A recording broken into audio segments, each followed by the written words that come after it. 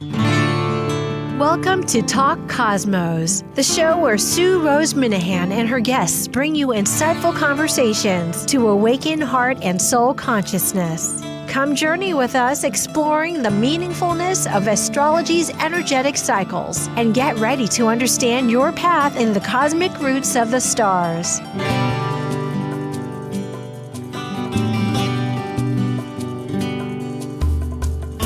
Hello, everybody. I'm Sue Minahan. This is Talk Cosmos, and this will be airing on the 3rd of May, and our subject is Mars and Chiron in Aries. We have a whole lot to talk about it, but I want to bring up the fact that when Talk Cosmos started 8 years ago, it actually started at the very end of Chiron at 29 degrees and a half of Pisces, and then when I launched into the YouTube a couple of years later, it was at 4 degrees in Aries. And what I'm getting at is this is a long cycle, 8 years. It's the longest, which we'll bring up. And so for many of us, it's most intriguing when you realize this awareness just of all the shifts of identity, of assertion, of all the things that we're going to bring up with this wonderful cast as I call it, this crew that I have.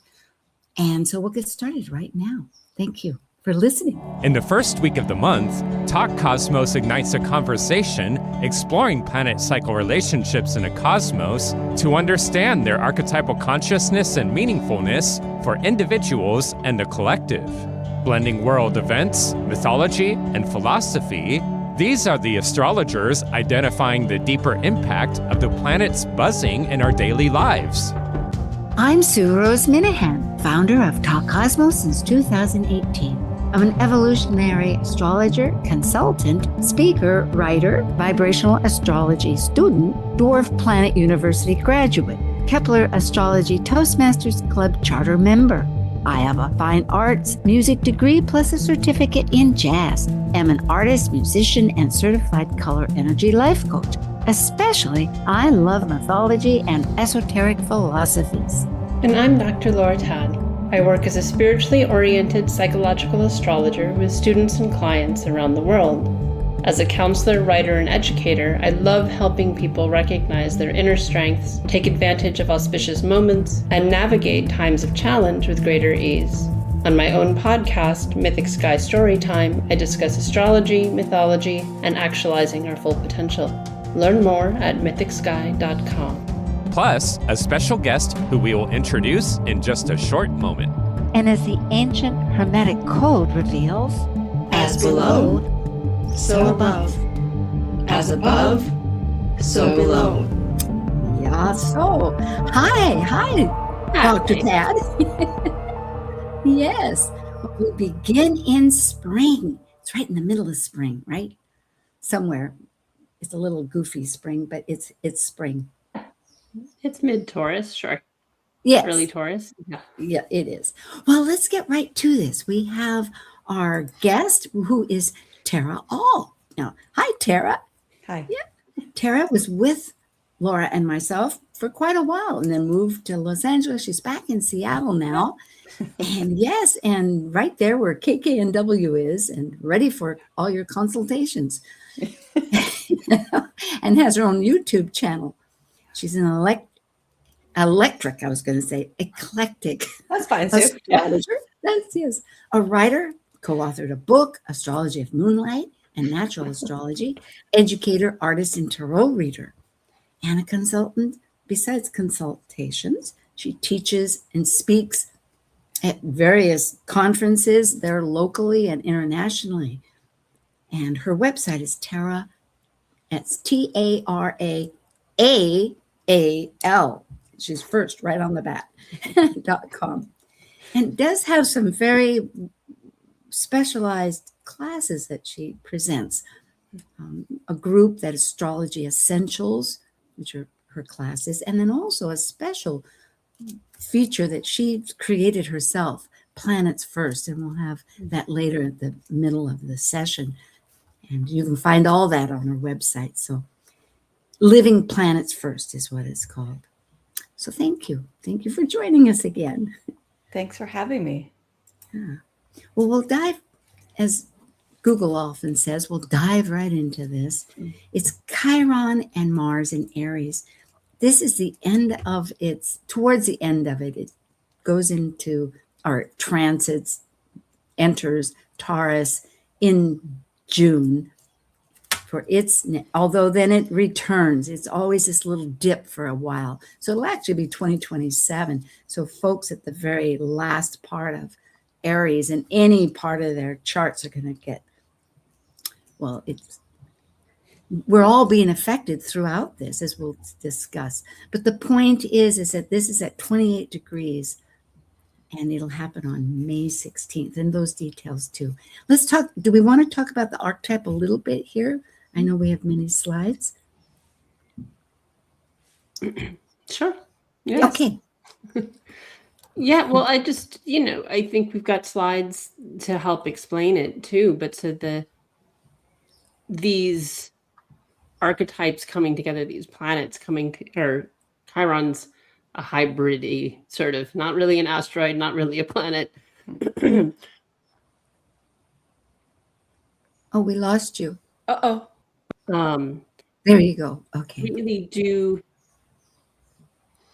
create an interesting blend of energy, I think.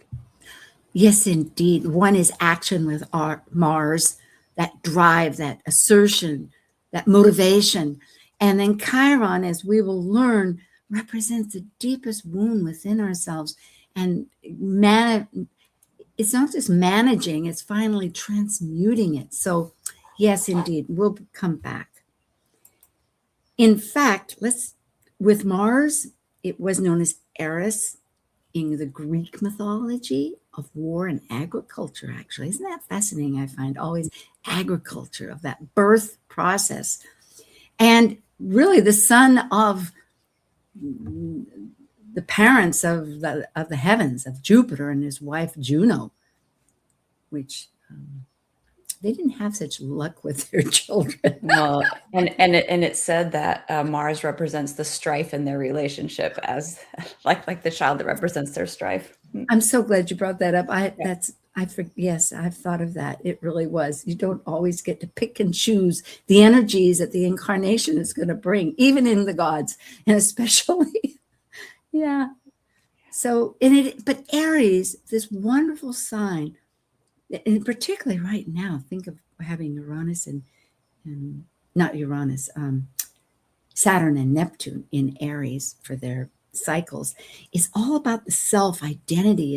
It's being that honesty, that trueness to yourself. And it's very instinctive. It's a fire sign. So it's really a voyage, because you're always discovering what it is that you are becoming, trying this and no, that's not quite working, shifting to something else. And it's not just because you're mutable, it's because it's evolving into this thing. Laura, you have thoughts, I see. No. No, I have a thought though. maybe you're sensing my thought. Yeah. I think it's so interesting that Mars really is an archetype of how we want to separate and go our own way, right? Even the glyph is like breaking out of the circle of homogenized interconnectedness, and that Chiron is an archetype of separation as well, and the wounding and the healing that comes through that. So I was just thinking before we got on here together, what is it about this sense of separateness on all sides that sort of is being offered to us to think about? Yeah. I'm jotting that down as a memory. That is a beautiful correlation, because it really is. It goes along with that whole idea of Saturnian, of being conditioned and deconditioning. But here it's a total break. It's a ren, W-R-E, a tear, as you call it, to burst out. Or an Aries sword cut, like what needs to be separated is in there. Indeed. For Chiron, we have quite a bit to discuss on Chiron. Yeah. It's the bridge. Its orbit. It doesn't collide, of course, but its orbit will intersect with that of the Saturn, which is the last visible planet, and Uranus, which breaks the systems anyway. So really, in a sense, and Uranus by itself orbits on its side and also goes backwards according to the others. But, and it's at 50, well, whether it's 50.39 or 50.7, it's a little over 50 years. Is what its orbit is. But it's between the inner and the outer planets. It is a healing through transformation, and it's half horse and half human. You can jump in any time because these slides are kind of gathering our thoughts. But if you have one, just let's talk about the how in some of the stories that it's not just half horse, half human. That even the bottom half is like the rear hind is the horse legs, and then the front legs are human legs. And you can imagine what a weird, awkward gait or movement that would create. And that speaks to some of the awkwardness. I feel like awkward is a really good word to bring up with Chiron as well. Where and how we feel awkward, which ultimately is a gift, but it doesn't always feel that way out the gate. No, it doesn't at all. In fact, you feel so isolated, and it's this rejection too that we'll go into as far as. And I think then particularly in Aries, it speaks to that rejection of like the self being rejected. Just who you are. Yes. I know, Laura, it's like painful, like just who I am, that there's something not acceptable, something. Yes, absolutely. Yeah. I understand. Before we go to that next slide, that's really going to delve into that. We'll talk about this because yes, in the Greek, on their vases, as you can see on these top two, it did have the entire body of an individual, of a man. And then attached to him was this back hind part. And it's really this, the Greeks especially were taking high philosophy as our golden era with all the Plato and etc.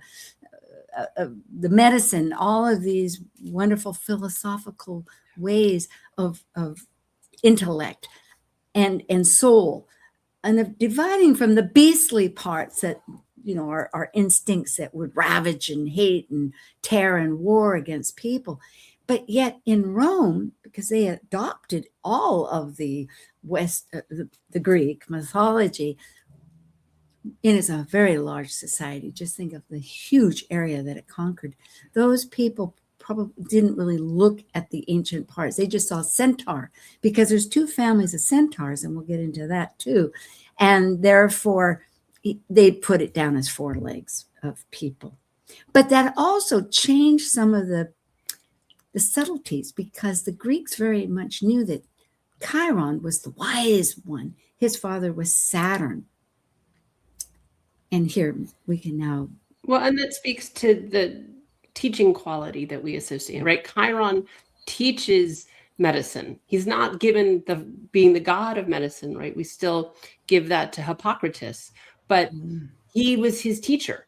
He taught the god of medicine. He taught eclipsis, yes. And so there is this piece where the bleed through was Saturn as the teacher. And I think also that idea of that initiatory energy of Chiron, again, like works well in Aries. Your voice breaks away, Laura, your connection. I know you're not at home. You're somewhere else. No, I am at home. Oh, you are. Okay. Well, so I'm going to log out and come back on because okay. Excellent. There's no way to fix it. All right. Yes, ma'am. Okay. Well, we will continue on. I was going to say, though, that he was fostered also. He was fostered by the sun and moon. And I think they really taught him all those wonderful areas of medicine and music, astrology. Yes. Yeah. And Sue, I was just making the connection, that being fostered by Apollo and Artemis, right? The sun and moon gods. One of the ways I know that sometimes we play with the higher and lower octaves with planets. Yes. And one of the ways that I have learned to play around with Chiron is as the higher octave of the moon. And it makes even more sense if you imagine Chiron being mentored by the moon goddess. It really rings because it's so emotional. For all his intellect, he had such what happens later all touches us on such a visceral inner point of wound. But he has been brought up by others, and I always remember too to bring up these earlier wounds of rejection by his mother, who thought he was just abhorrent because he was half beast. He was a beast with part animal. And by his father, just ignored him. And then the other centaurs that had their father by Ixion. And I, having studied Ixion, the dwarf planet of lawlessness, he, in his second chance to be redeemed by Zeus, tried to seduce Juno. And at that point, Zeus made the cloud look like Juno. So he mated with Juno and then created all the centaurs. And so that's where these other centaurs have Ixion, the lawlessness. It's okay to be lawless in the sense, in a certain way, like Chiron. Well, you want your most personal things to be real, to be true, to be identity, to be valid, confirmed, authenticated, you might say. But on the other hand, you can't violate other people, like killing off your father-in-law like Ixion did, and raping the ruler's wife, and etc. But the rowdiness of the centaurs actually fits well with the sign it's associated with, Sagittarius, right? Rowdy is a word sometimes we would use for that energy. But Laura, you're back, and I was really curious. You started to say that you think that Chiron goes well with Aries, and I think Chiron might go well with fire in general, because fire and identity, there's something about Chiron that helps to heal or open up what we really are. What were you going to say? So, that idea of instinct that we give Aries. And so that thread of that instinctual energy of that first sign of the zodiac, and then the hybrid physicality of Chiron being human and animal in that early developmental I love it. Of that from a physiological perspective. And so that in that way he's this, and he's an earlier centaur, right? He's an earlier creature as well. And so speaking to that sort of early development of consciousness. And pioneering something new, like his whole form was something new. And that's an Aries thing too, right? The beginning of something new, something that you step out and have the guts to do it. And I mean, we could say maybe he didn't choose it, but he definitely went forward with it. Yeah. It is a full insight here. And his second wound, which we often reference as him being this wounded healer, I like to think of it as alchemy, actually. He's the wounded healer. He's the master teacher. And it's when his student Hercules, who had done his 12 labors, had a poisoned arrow in order to kill Hydra, the snake, I believe. And at any rate, with that party, the riot that came out when they were having festivities with the wine, they flew off. And there's different versions, but the point is one arrow hit Chiron. And it's fascinating to me always to contemplate that, because what goes around comes around. You carry poison with you on any means, it's going to hurt somebody or something. Like he taught, Chiron had taught Hercules about about this warfare, and then it turned against him, actually. And here only death would release him from this horrible pain that he was unable to heal, yet he was actually immortal, because both his parents were immortal. He had a nymph mother, and Saturn was his father, who was a Titan god. And so therefore he had a hard case. I know there's thoughts here.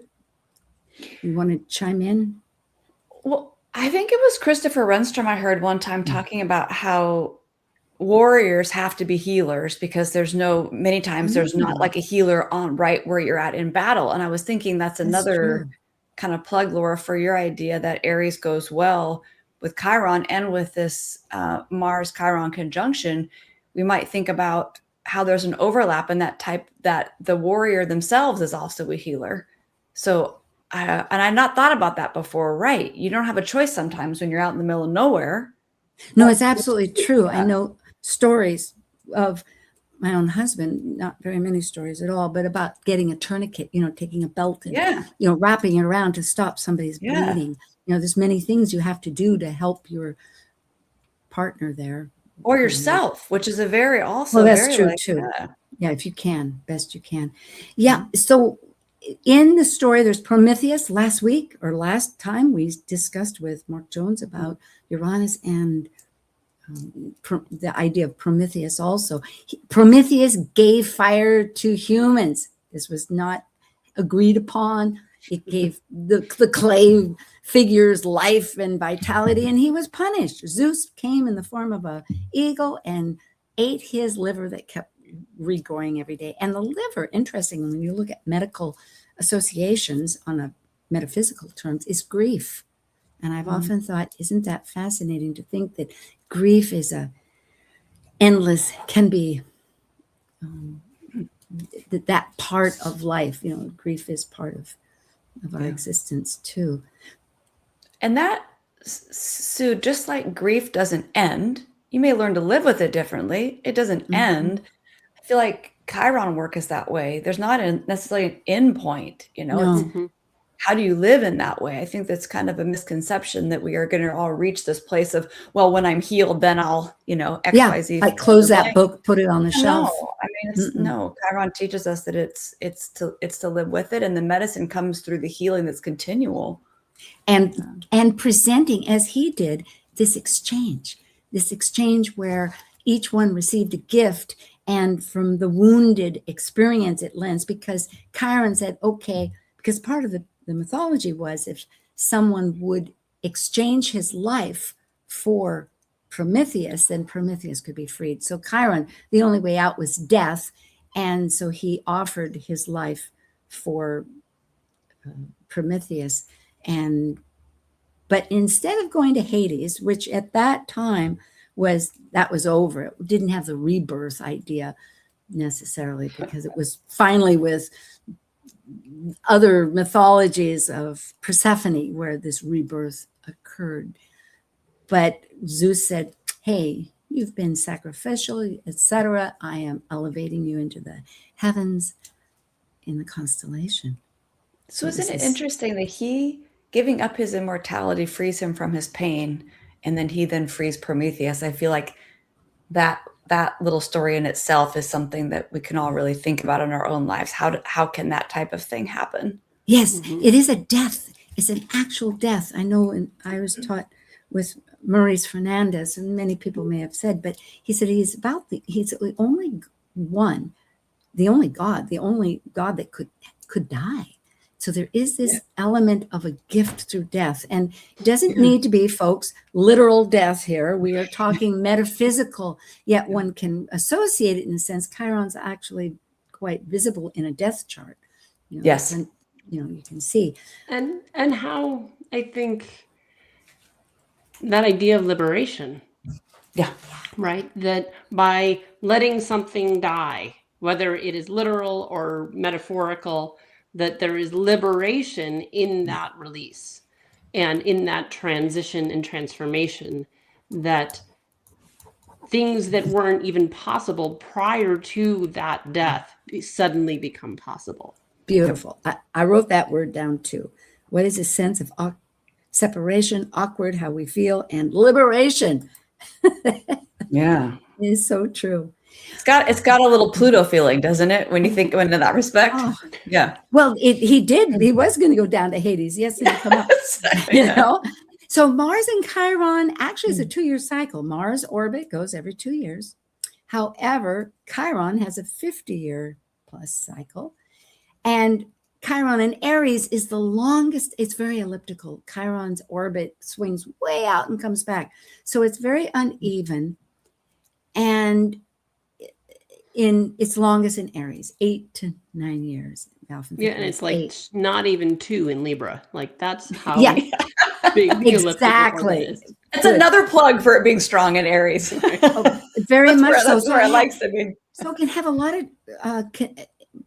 So in this case, it had 4 conjunctions in Aries, which we will give some history that Laura looked into. However, I did a nerdy search from 1700 to 4000 Common Era, and I found out that most of them were 5 transits, and then actually it was 22 transits, and then it was 16 in Aries, and then it was 4. It was 5 and 4. They were predominant, and they only had 4 each in both 3 and 6. So it will go to 3 and it will go to 6. And there was really no rhyme or reason because it is so elliptical. But it is 4 times in this case, although it's often 5. So it goes from 2020 to 2022, 24, and 26. The one we're focused on mostly, folks, if you want to jot it down for the audio people, is May 16th at 28 degrees, 24 minutes. And this happens to be on the East Coast. You can adjust it to your time. In the afternoon at 3:34. It's actually, so there. And Laura, perhaps you so these are just the ones that we've had recently, right? So even though, they're within the last 6 years, it's I think it's still helpful to get a sense of maybe some of what was going on and this, at least for this particular cycle, this running theme of what we sort of saw as like the sacred no, and this warrior, like this fighting with a cause that I think is part of that Aries energy in particular. So looking at this particularly with these 2 celestial bodies lining up in Aries, this sort of cause-driven energy. So the most recent one that happened in 2024, the state of Vermont passed a law requiring fossil fuel companies to pay for the damages that caused climate change. And so there's this there's this warrior energy to me in that, of saying like, no, we're holding you accountable. The Chiron energy of wounded healers, like you injured the earth. It has to heal. We're going to hold you accountable for the damage that you've done. Yeah. And then 2 years prior to that, the Academy for the Oscars formally apologized to Lightfeather, who is this woman who in 73, when Marlon Brando refused to show up to receive his Oscar for The Godfather, she was booed, she was treated horribly, and they officially apologized during this conjunction in 2022. And interestingly, the perfection of it is they were conjunct that year, the year she was ridiculed, the year she stood on stage. Yeah, that was right in the middle, 15 degrees. It was March that year, and then conjunction was in June in 73. So there was this healing that happened. Yes, this chironic healing of a wound that had happened with the previous cycle. Yes. And so we could have I didn't do a deep dive of like what possible damage to Vermont happened in the 70s that maybe was being repeated with that passing of the law in 24. And then in 2020, I mean, lots of things that could have spoken to Chiron and Aries in 2020. We were in the height of COVID. But in addition to that, it was when the Representative John Lewis died, who is a huge civil rights leader, protested and marched with Martin Luther King. But in addition to his passing, he had, now stuff is coming back up right now, where what the Supreme Court just passed around the Voting Rights Act, that he was responsible for getting on the books initially. Yes. So we're seeing some echoes of wounding now from things he did. Isn't that true? In 2020, so with this passing, he was the first Black lawmaker to lie in state in Washington, D.C., which is this it's an honor, right? Only people who are seen as really significantly important to the government receive that honor. And he was the first Black man to receive that honor. And so that also a sign of healing prior wounding. Thank you. That we were getting Laura. In 2020. This is excellent. We'll take a quick getaway. Folks, get your water, get your whatever it is, and return. We have Tara All and Dr. Laura Tad and myself all about a lot more about this Chiron, Aries, and Mars conjunction. See ya. Thanks. While we take a break from this week's edition of Talk Cosmos, let's take a look at this cycle's archetype. We're currently in the period of Taurus. By leaving a cycle based upon initiation, the energy of Taurus integrates spirit into a solid form of matter that is tangible and physical. It's an earth sign, concerned with self-sufficiency and the values to maintain the strength of a life form throughout its survival.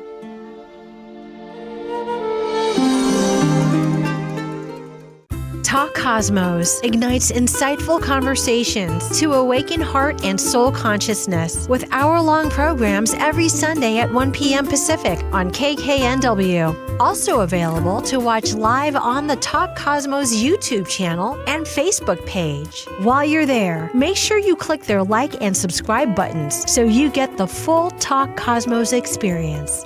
You can listen to earlier podcasts since 2018, either on most podcast carriers or under the video tab on Talk Cosmos YouTube. To join our expedition and find out about upcoming programs, sign up for the newsletter at talkcosmos.com and launch your week into the cosmic wonder. This is Martha Norwalk. Every Sunday morning, beginning at 9 a.m., thanks in part to newprosupplements.com, we cover the world of animals. This week, it's our energy balancing show with best practitioner Linda Rasmussen. We'll take your phone calls, and Linda will help you and your animal friends with emotional, behavioral, and physical issues. Hope you can join us for your free remote treatments. Martha Norwalk's Animal World, Sunday morning, 9 a.m. to noon, right here on Alternative Talk, AM 1150. There's a reason they invented the internet. It's called 1150kknw.com. Okay, here we are. We're starting right off, and we have quite a packed agenda, which if we can make it. So we're going to just kind of glide through. We're going to make our content, but remember that we're going to keep moving along. So the Sabian symbols, we have two. We have the Sabian, which it can be thought of as the archetypal, and the Chandra that Tara brought up that many people use is emotional, perhaps the inner emotional, but it is the next degree. So it's 29 degrees. In Sabian, it's the music of the spheres where we're attuning to that inner voice. They relate very strongly. And everything we've been saying really about that instinctive self, but it's that inner self and that being part of the whole. And the Chandra is a celestial choir singing where we're harmonizing. We have divine purpose. It's that recognition, that partnership. So it's fulfilling a destiny, serving, as a channel for a higher expression. Anybody have a quick comment they want to make? Well, I can just throw out one more Chandra symbol because I have a different book of Chandra symbols, and it's a different symbol. It's Dr. Jekyll drinks the potion.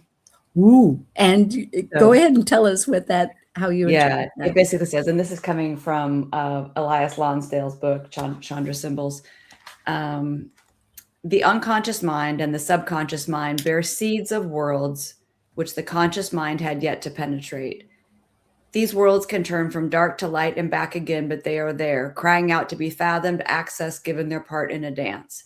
It is no longer possible to push into far shadows that part of the light which dwells in darkness. And so you must bring up, playfully or mischievously, candidly or surreptitiously, all of the hidden places. Ooh, I love it. That's so much, more, I think so much like a centaur, the whole dynamics, the inner self that we're really emerging. Mm-hmm. Well, here is a AI graphic, that I was asking for, and it brings up the choir, the interconnection, the unity of the ideal, but through that deep, dark composting that perhaps the other suggested. Yeah. So Tara All can be found at her website, taraall.com, and her YouTube is at Tara All. Dr. Laura Tad is mythicsky.com. I always do this just after the break. So that's what I'm doing here. Yeah. And she has mythicsky.com and has her story time, which is Mythic Sky Storytime, and her YouTube. So that's a podcast. Okay, it's a podcast. All right, well then we need to edit that. But it's it's very good. And you can find all this on her website, and at her YouTube is Mythic Sky. And for myself, it's Talk Cosmos, and I'm at Talk Cosmos. Tara has 2 books. she co-authored. This is the same book. One's just in Spanish. Yes. It's in a couple of Exactly. Yeah, exactly. Astrology by Moonlight, which is so appropriate. Anyway, it's a wonderful book that's been out, and you can find it on Amazon, among other things. And also her Living Planets First, which is, do you have a course coming up, or is this I am. In fact, I'm planning to offer a 9-month immersion in Living Planets First, where we collectively as a group live one at a time, coming up this fall. So if you connect with me, I can give you more info. Yeah, that'll be transformational. That'll be excellent. That's the goal. Yes. Dr. Tad has monthly lectures, Cosmic Conversations. It's on Zoom now. It's the second Wednesday of the month. It's $30, and you can get that.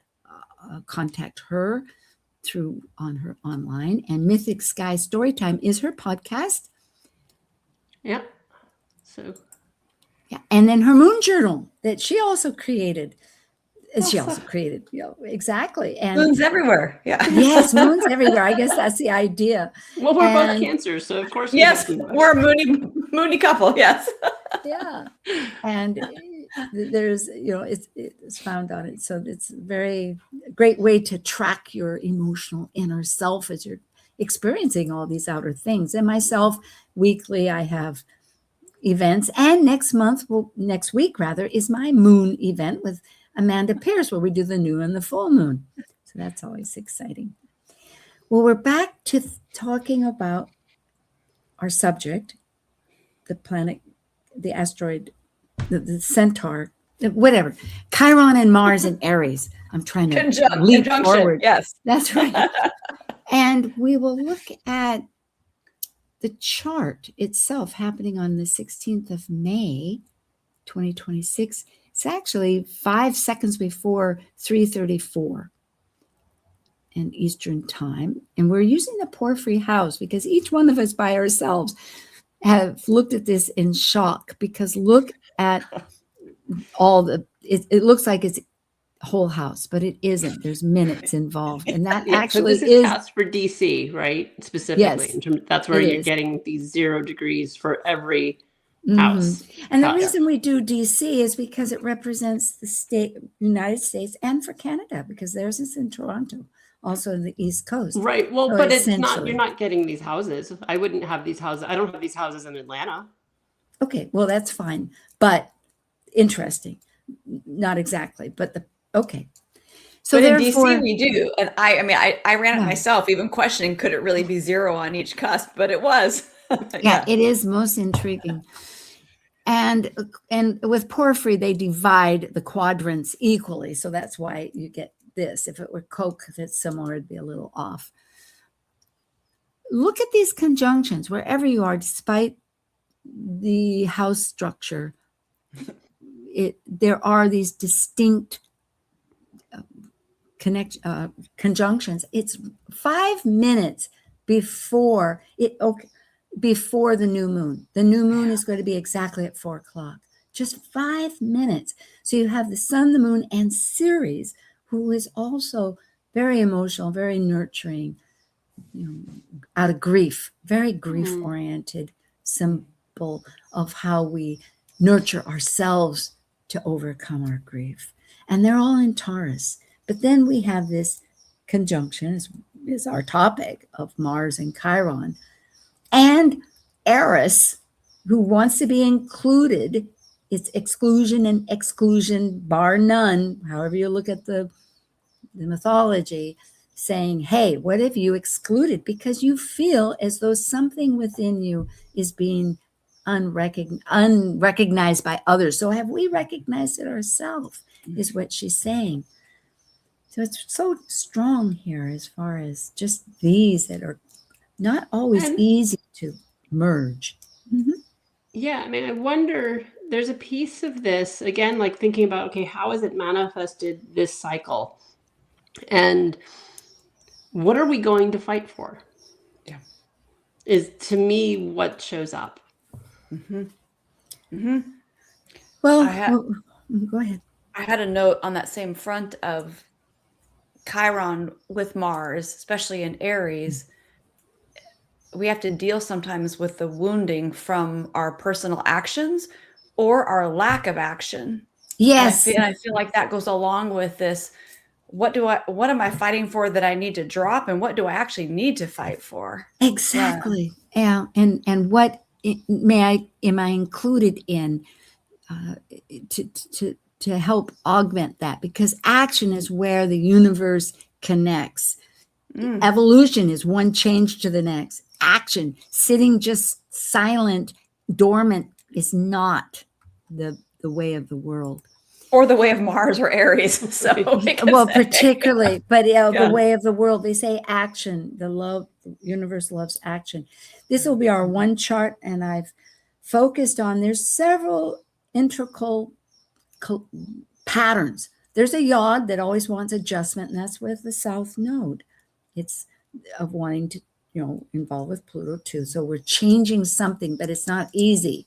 The other one is Uranus. It just entered Gemini, and it's squaring in action the south node and the north node. So there is this working of, in fact, you could even say that it's a learning process, those two, because Uranus that's squaring also is trining, in a flow with Pluto. So you have this flowing change of what's happening suddenly, this action-oriented, trying to rework what we're coming out of with our Virgonian self, and this awkward adjustment with how that's getting changed. So it's a learning process, as what that triangle is called. But then we also have Uranus is really key here in many ways. It just came in because it's still with that mini grand trine, as we call it, with a sextile with Neptune and Pluto, which is going to go on for 3 years. So this is the backbone. This is always another plateau, another chapter, you could say, in this book of transformation. And what else? I guess that's it, but that's a lot. Yeah, it seems like with Uranus square the nodes, right, at the bendings, that both Virgo and Pisces tend to over-sacrifice in certain ways, and Uranus really kind of, even though I think Uranus is like collective intelligence, collective mind, it also kind of pulls for the individual. And I think there's something about, where have I lost myself? Or maybe, I hate the word authentic these days, but you know what I mean when I say, where have I lost? What is the most? Yeah. Yeah. Where have I lost this thing that is more me, without having to do what I'm told, kind of Virgo, you know what I mean? Yeah. And then Pisces, sometimes the solution is just, I'm going to numb myself out of it. I don't even want to know it's happening. And then divert. And disassociate. Yeah, all of it, which I get it. Or Virgo, overwork. I know how to do that really well too. Overwork. Give me another assignment. I know how to fix this, do the dishes, if nothing else. Yeah. And I think Mars conjunct Aries is like, that's a different level of commitment to life. Do you know what I mean? And it requires us to confront something. What do we need to confront? Maybe that's a good word, a good Mars and Aries word. Yes, to address, to act, to acknowledge, to realize is valid, that's how you feel. And there's a lot about it's about feeling. I think within that, potentially part of that is like, what do you need to heal so you can be that authentic person, so you can be present and do the work that's going to be needed to go forward and do that more Taurian new moony stuff that's coming in. We can't be passive about self-care with that Mars. That's good. Chiron, Aries energy. Yeah. That is. Can't be passive about self-care. No passivity. Yeah. And self-care can look a lot of different ways. So some people just hear that as, I don't know, go curl up in your bed, but there's a lot of different ways, different versions of how we self-care. That's a whole subject in itself. It's true. Both of these, to be active because small steps open the door, and then you think of a new way or something better, just to begin, or give a few minutes for something. self-advocacy, right? I mean, that's the other thing. In addition, is like, where do I need to stand up for myself? Which sometimes, Laura, you said this before with the different things happening at those different transit times, but that sacred no. Yes. I don't want to do this anymore, right? I don't want to keep doing this way. And it's scary because it takes guts, and you might, just like a very, Mars Aries thing, have to cut something. Yeah, it is separation for liberation. Yeah. And connecting that unconscious and consciousness, just grabbing some of the key words from what we've spoken about. And it's collective right now. We often, with Laura, we look at the United States, and the United States seems to be pinged quite a bit, which makes sense. And so for awareness fact, without being on a political basis, just to say to folks, look at this. This is where we're at. Because this particular conjunction happening on the 16th of May, today is a 3rd, so we have 2 weeks, but we're in orb of it. These degrees, Chiron moves very slow. Mars is going to catch up.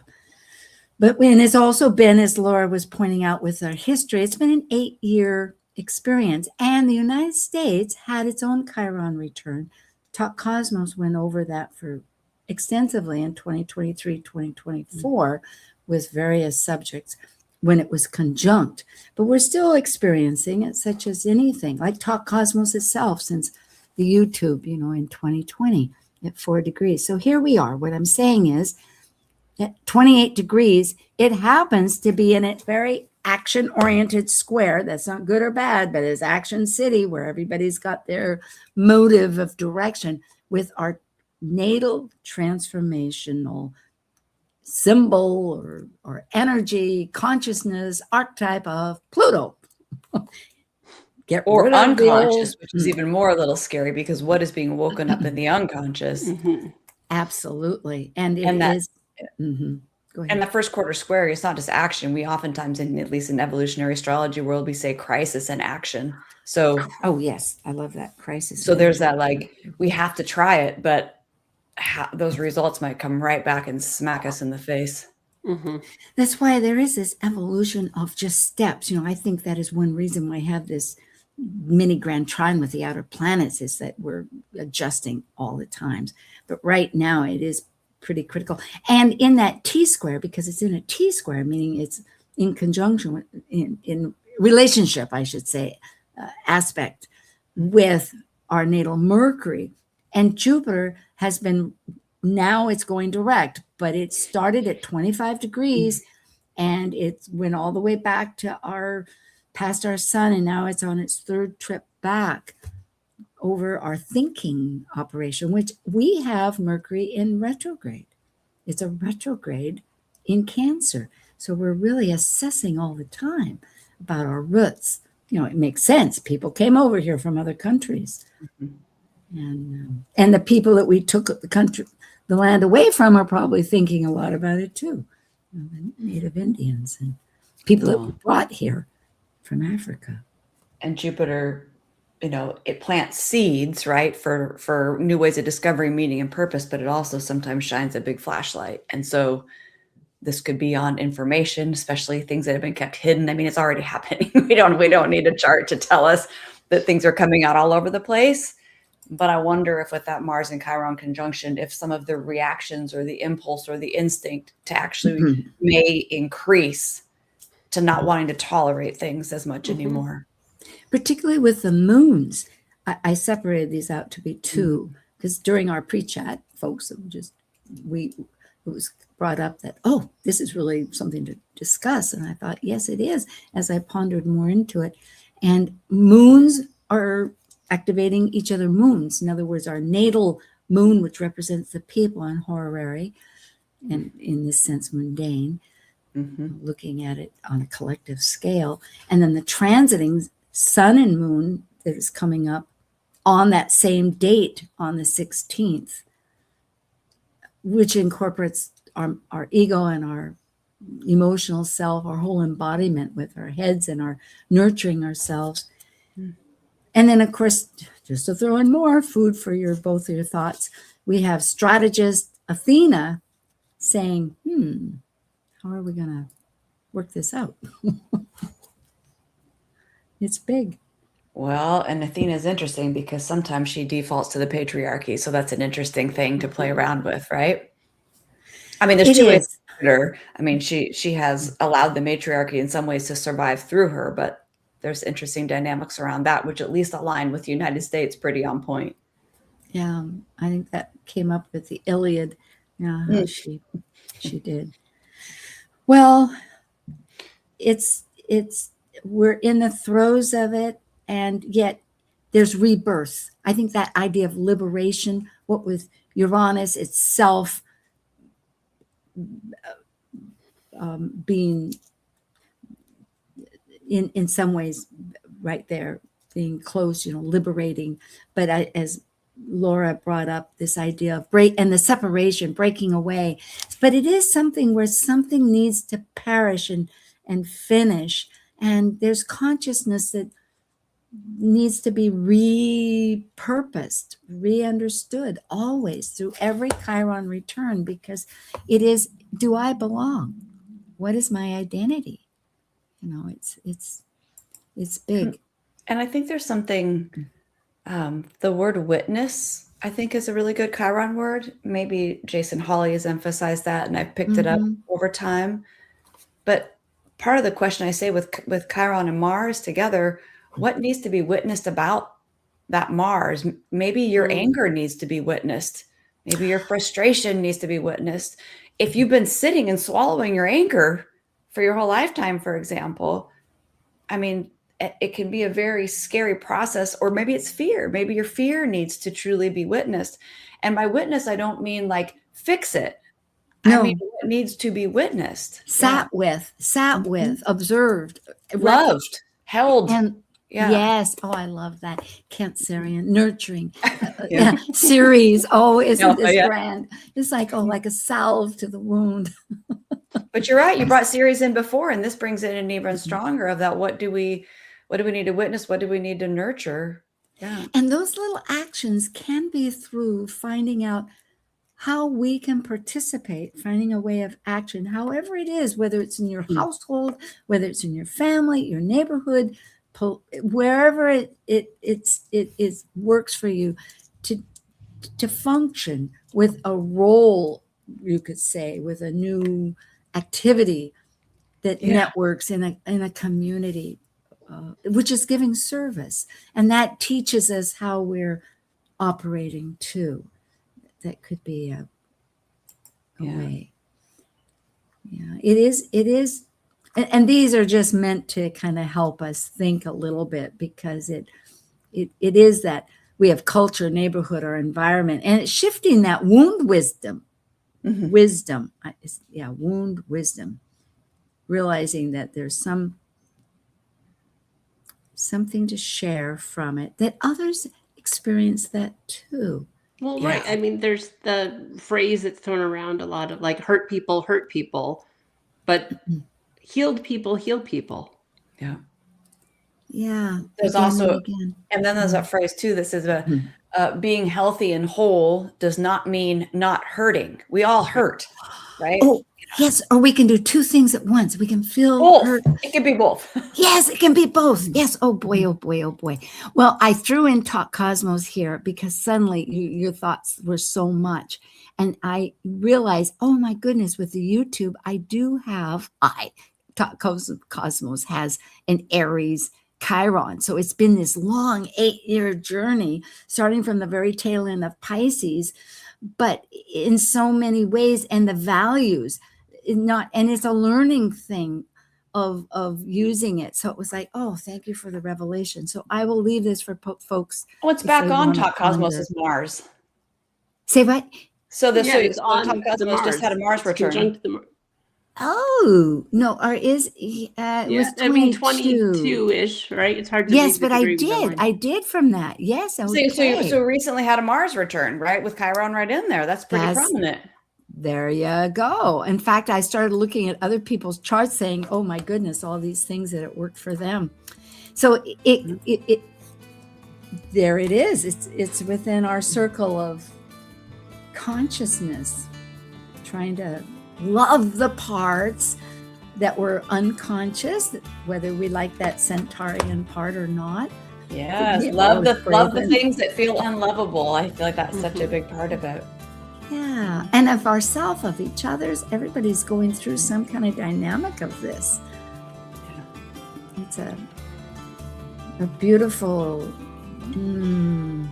cycle of a rebirth, really, of its own sense, purpose, and all. Well, thank you, Dr. Tad, Laura Tad, and thank you, Tara All. It's great to connect and we wish everybody a journey of love. Thank you for joining this vibrant and insightful conversation on Talk Cosmos, the show where Sue Rose Minahan and her guests awaken consciousness by connecting heart and soul consciousness patterns with astrology's energetic cycles. Be sure to tune in next week, same time, same place, to continue your journey through the roots of the cosmic pathway.